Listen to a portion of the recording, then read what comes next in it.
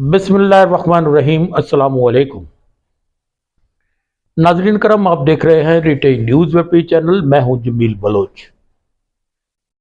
ناظرین، D H A estate agent association کے انتخابات کی سرگرمیاں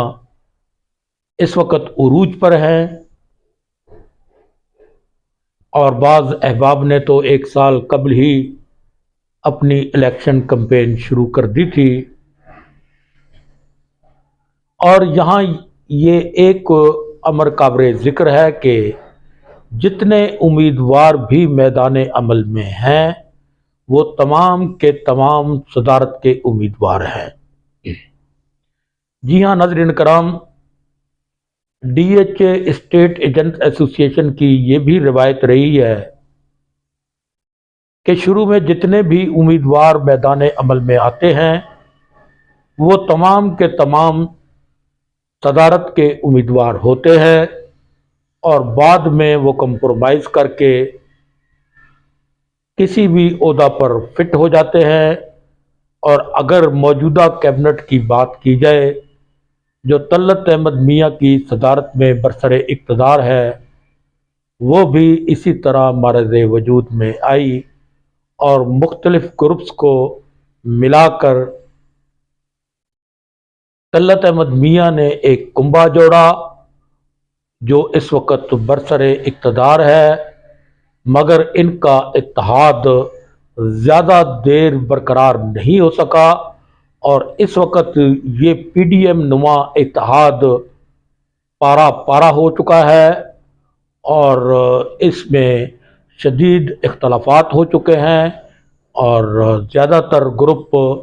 اس اتحاد سے علیحدہ ہو کر اپنی الیکشن مہم چلا رہے ہیں۔ اور جہاں تک اس کیبنٹ کی کارکردگی کا تعلق ہے تو ہم اگر عرض کریں گے تو شکایت ہوگی، اور آپ کو یہ بھی بتاتے چلیں کہ آج تک جتنے بھی لوگ D H A estate agents association میں برسر اقتدار آئے انہوں نے اپنے وعدے پورے نہیں کیے، انہوں نے ہمیشہ ڈیلرز کو مایوس کیا۔ اور اگر ہم اس کی تاریخ پر نظر دوڑائیں تو کرنل محمد حفیظ کی قیادت میں D H A estate agents association معرض وجود میں آئی، اور کرنل حفیظ کی خواہش تھی کہ ڈیلرز کو ایک ایسا پلیٹ فارم دیا جائے جس پر وہ اپنے مسائل کو حل کروا سکیں، اور وہ اس میں کامیاب بھی ہوئے، اور انہوں نے ڈیلرز کی جہاں تک ہو سکے خدمت کرنے کی کوشش بھی کی۔ مگر یہ بھی ہماری روایت رہی ہے کہ جب کوئی ادارہ بناتا ہے یا کوئی تنظیم بناتا ہے یا کوئی ایسوسی ایشن بناتا ہے یا پھر کوئی ملک بناتا ہے، وہ اس کو زیادہ دیر چلا نہیں سکتا، اور اس کے بعد دوسرے لوگ آ کر اس پر قابض ہو جاتے ہیں، اور یہاں پر بھی یہی کچھ ہوا۔ کرنل محمد حفیظ کے بعد میجر وسیم انور انتخابات میں آئے، اور اس وقت کے صدر طلعت احمد میاں جو اس وقت برسر اقتدار ہیں یہ بھی ان کے ساتھ تھے، یہ چیئرمین بنے، اور ان کے ساتھ میجر وسیم انور صدر بن گئے، اور صدر بننے کے بعد انہوں نے جتنے بلند بانگ دعوے کیے تھے، جتنے وعدے کیے تھے، ان میں سے ایک وعدہ بھی میجر وسیم انور نے پورا نہیں کیا۔ لوگ مایوس ہو گئے، اور میجر وسیم انور اور طلعت احمد میاں میں اختلافات پیدا ہو گئے، اور اس طرح طلعت احمد میاں میجر وسیم انور کے مقابلے میں اگلے الیکشن میں میدان عمل میں آئے۔ میجر رفیق حسرت اس وقت طلعت احمد میاں کے ساتھ تھے، اور اس طرح طلعت احمد میاں کامیاب ہو گئے اور صدر بن گئے، اور انہوں نے اپنے دور میں اس وقت ان کے ساتھ جنرل سیکرٹری چودھری مقرب وڑائچ تھے، اور چودھری مقرب وڑائچ نے اپنا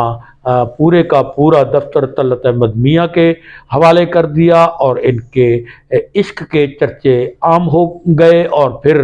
ان کا بریک اپ ہوا، ان میں اختلافات پیدا ہو گئے اور یہ ایک دوسرے سے الگ ہو گئے۔ اگلا الیکشن آ گیا، اس وقت چودھری مقرب وڑائچ نے میجر رفیق حسرت کا ساتھ دیا۔ میجر رفیق حسرت بھی صدارت کے امیدوار تھے اور طلعت احمد میاں ان کے مقابلے میں صدارت کے امیدوار تھے۔ الیکشن ہوا اور دونوں کو ووٹ برابر تھے اور مختلف تجاویز سامنے آئی، مگر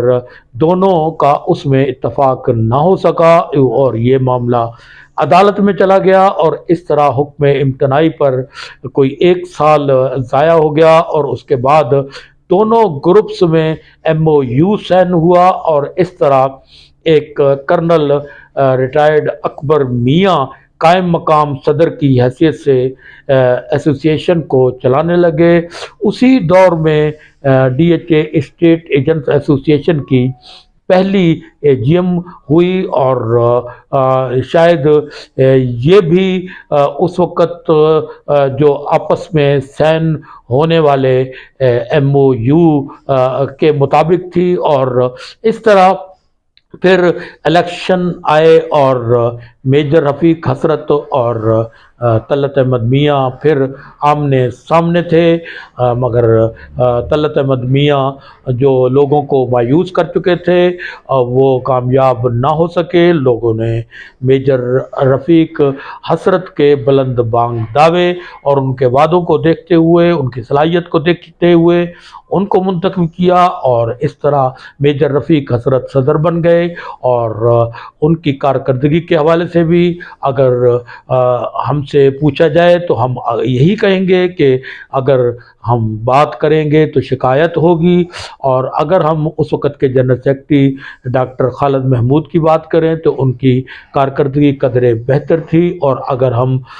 پوری ایسوسی ایشن میں کسی شخص کی کارکردگی کو شاندار قرار دیں تو حاجی زاہد بن صادق کی کارکردگی سب سے زیادہ بہتر رہی۔ اور پھر جب اگلے الیکشن آئے تو رفیق حسرت چونکہ لوگوں کو مایوس کر چکے تھے، انہوں نے خود الیکشن میں آنے کی بجائے انہوں نے ڈاکٹر خالد محمود کو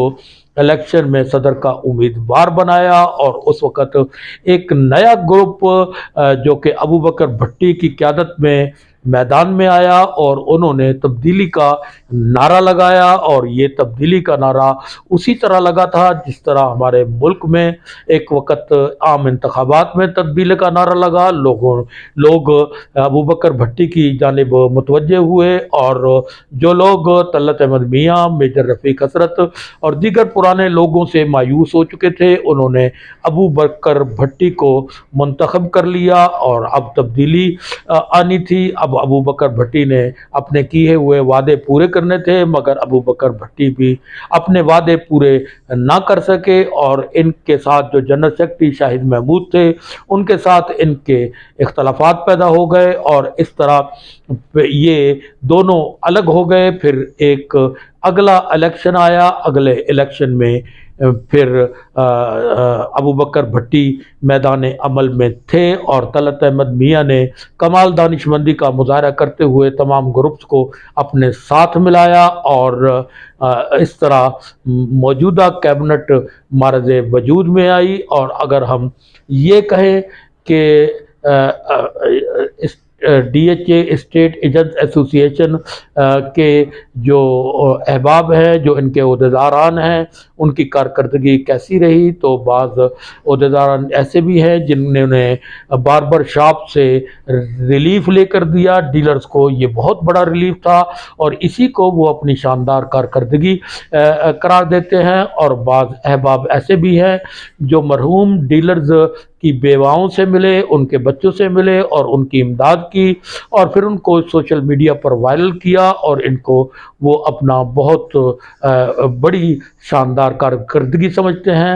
اور اس حوالے سے انشاءاللہ تعالی آپ سے تفصیل سے بات ہوتی رہے گی روزانہ کی بنیاد پر۔ انشاءاللہ کل ملاقات ہوگی۔ اسی موضوع پر تب تک کے لیے اجازت۔ جمیل بلوچ، روزنامہ حقائق، کینڈری ٹائی news, web TV channel, Lahore.